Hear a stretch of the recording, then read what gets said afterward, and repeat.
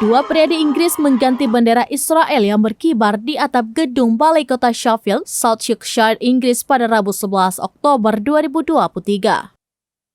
Kemudian mereka merobeknya lalu diganti dengan bendera Palestina.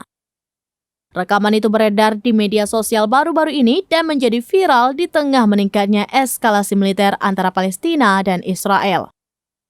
Sebelumnya keduanya menggunakan penutup kepala dan memanjat gedung itu.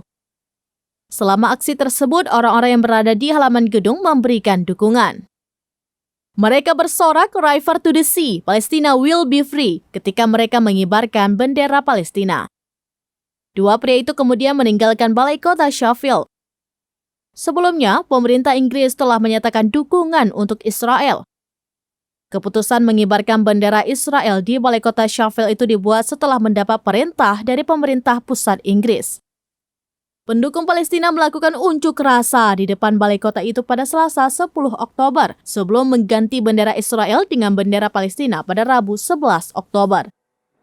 Hamas Palestina melakukan serangan kejutan ke wilayah Israel melalui jalur Gaza pada Sabtu 7 Oktober. Israel menanggapinya dengan serangan besar-besaran di berbagai titik di jalur Gaza sejak hari itu. Dilaporkan Israel telah mengepung jalur Gaza dan memutus aliran listrik, air, dan pasokan makanan di wilayah itu. Download Tribun X sekarang, menghadirkan lokal menjadi Indonesia.